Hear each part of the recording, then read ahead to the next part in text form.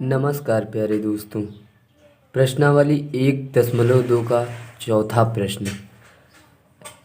HCF 306 और 657 बराबर 9 दिया है। LCM 306 और 657 का निकालना है। तो यहाँ पे 306 और एक संख्या दी गई है 306, दूसरी संख्या दी गई है 657। तो मैं पहली संख्या को मान लूँ A बराबर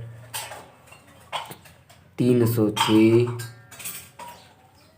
दूसरी संख्या दी गई है, दूसरी को B कह दूँ, दूसरी है 657। दिया गया HCF दिया गया 306 657 का 9 दिया है। हमको LCM यानी 306 का 657 का फाइंड आउट करना है। तो हमको पता है दो संख्याओं का गुणनफल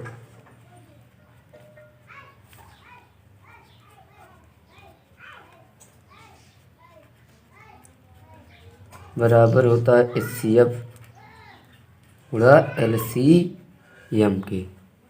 दो संख्याएं हैं, इसको हम ऐसे भी लिख सकते, दो संख्याएं पहली गुणे दूसरी बराबर है HCF गुणा LCM। इसको हम आगे पीछे भी लिख सकते हैं, यानी LCM गुणा HCF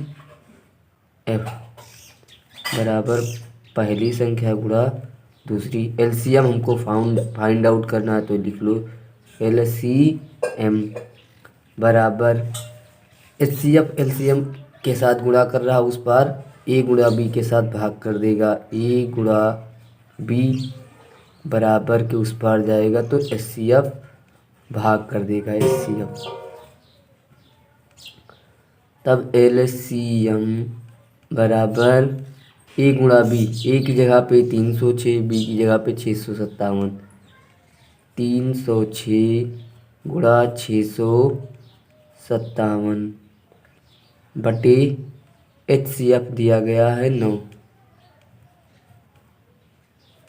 अब इसको हम काट रहे हैं 30 से।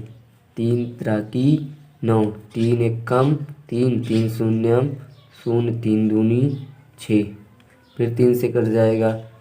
3 त्रिकी 9, 1 3 चौक 12। LCM आ गया, LCM बराबर 34 गुणा 657। 34 गुणा 657 होगा।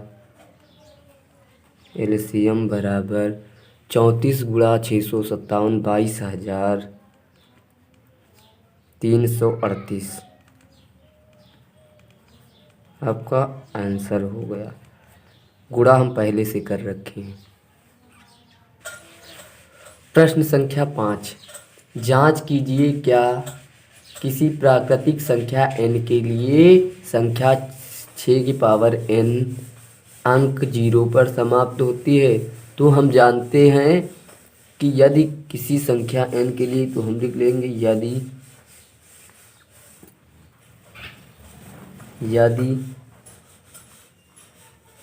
किसी संख्या n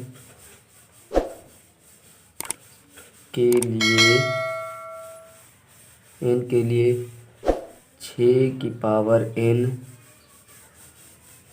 0 पर समाप्त होती है, 0 या 0 पर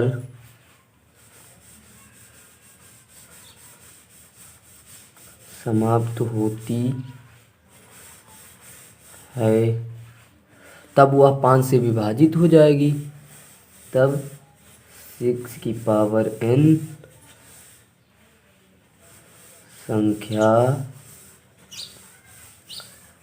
5 से विभाजित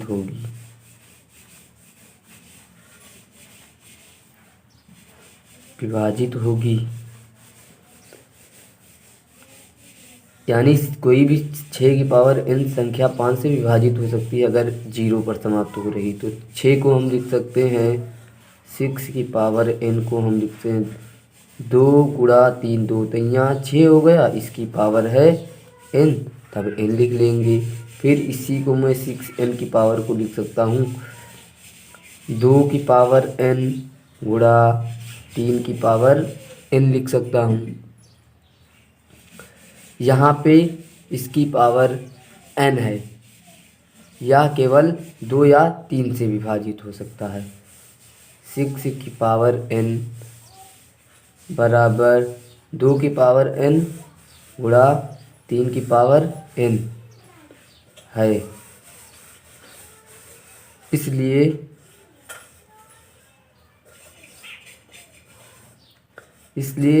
या तो 2 से विभाजित होगा, यह 2 से विभाजित होगा, या तो 3 से, 2 से, या यह 2 से या 3 से विभाजित होगा।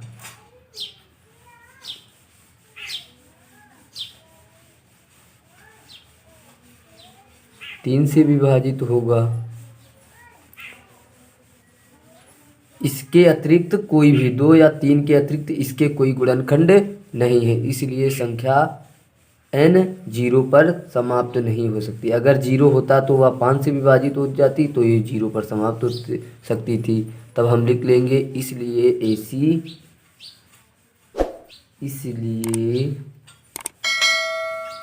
ऐसी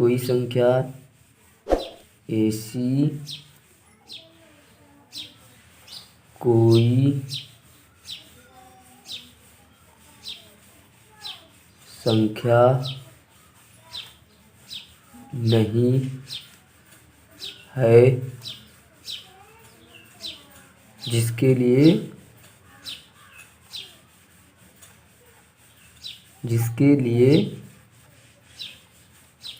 6 की पावर n कामा 0 पर समाप्त हो सके,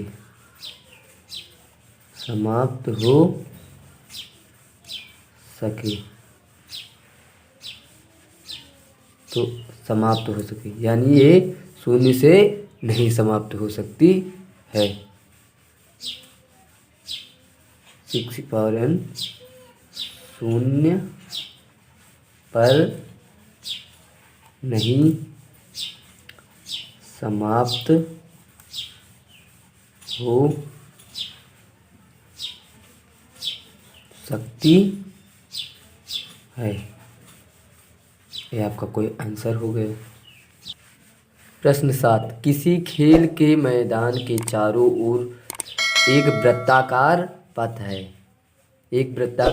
है। इस दौरान एक चक्कर लगाने में सोनिया को 18 मिनट, जबकि इसी मैदान में चक्कर लगाने के लिए रवि को 12 मिनट।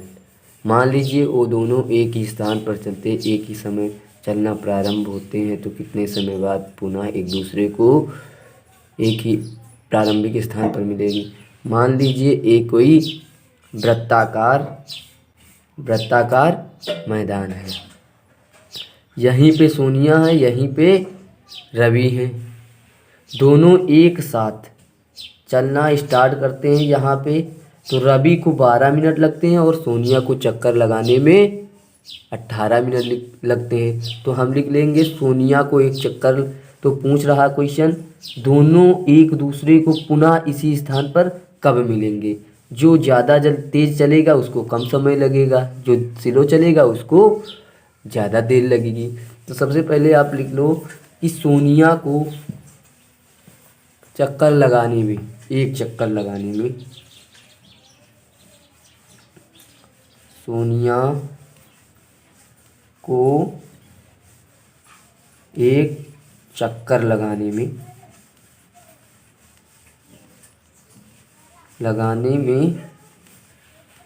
लगा समय,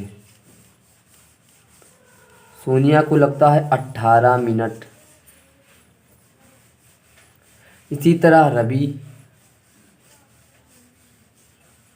रवि को एक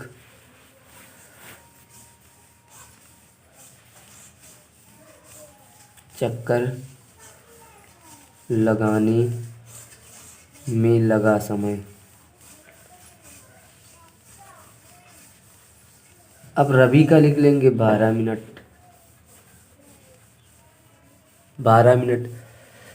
जब वे एक ही स्थान से, ऐसे क्वेश्चन कोई भी आए, एक ही स्थान से एक ही समय पर जब वो चलना, जैसे घड़ी के आ जाते हैं कि घड़ी की सुइयाँ और मिनट की सुइयाँ आपस में कितनी समय बाद पुनः मिलेंगी, तो अगर ऐसे क्वेश्चन आ जाते हैं तो उनमें सिर्फ निकालना पड़ता है एलसीएम। तो सबसे पहले हम शून्य में 18, तो 18 के एलसीएम निकाल लेंगे, फिर 12 का एलसीएम निकाल लेंगे। जितना एलसीएम आएगा वही आपका आंसर हो जाएगा।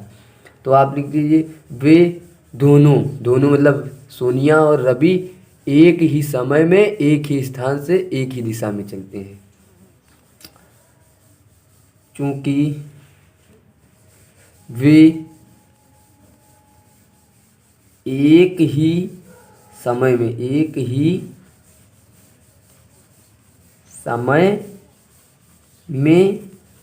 तथा एक ही दिशा में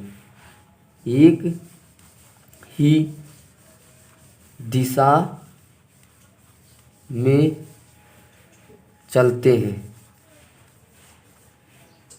हैं, इसलिए दोनों समयों का एलसीएम निकाल लेंगे। दिशा में चलते हैं इसलिए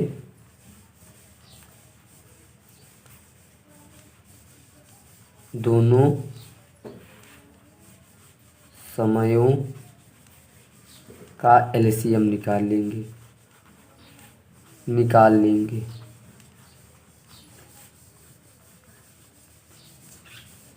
लेंगे। तो 18 का पहले अभाज्य गुणनखंड कर ले।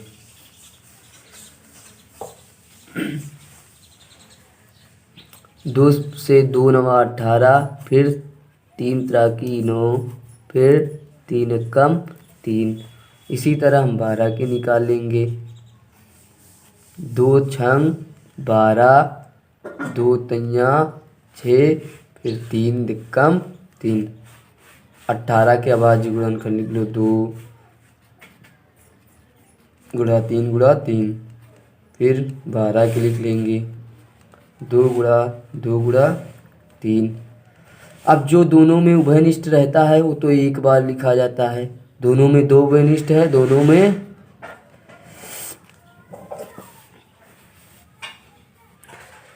2 उभयनिष्ठ एक बार लिखा, दोनों में 3 उभयनिष्ठ एक बार लिखा। फिर शेष बचा ऊपर में 3, फिर ऊपर 3, नीचे शेष बचा 2। अब आपस में गुणा कर लेंगे। 2 तियां 6, 6 18, 18 क्या ये 2 2 3 3। फिर यहाँ पे 2 लिखना है, गलत हो गया था। 2 तियां 6, 6 दूनी 12, 12 तेई 36, यानी 36 मिनट बाद पुनः वापस मिलेंगे। मिनट है इसलिए मिनट का निकाल रहे हैं, मिनट लिखे हैं। 2 एक बार लिखे, एक बार लिखे, फिर 3 मिल रहा 3 लिख लिए, फिर शेष 3 बचा 2 बचा, 2 बचा 3 बचा। 2 तियां 6, 6 दूनी 12, 12 तेई 36 मिनट है इसलिए मिनट लिखे। वे एक दूसरे को चक्कर लगाते हुए 36 मिनट बाद पुनः मिलेंगे। अतः यहाँ पे लिख लो अतः 36 मिनट बाद सोनिया और रवि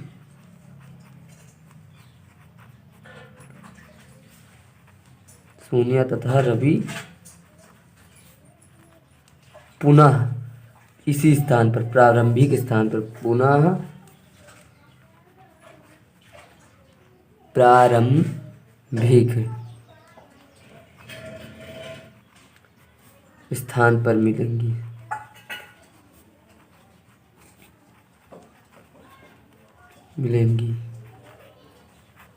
यही आपका आंसर होगा। आपकी एक्सरसाइज 1.2 समाप्त हो गई है। धन्यवाद।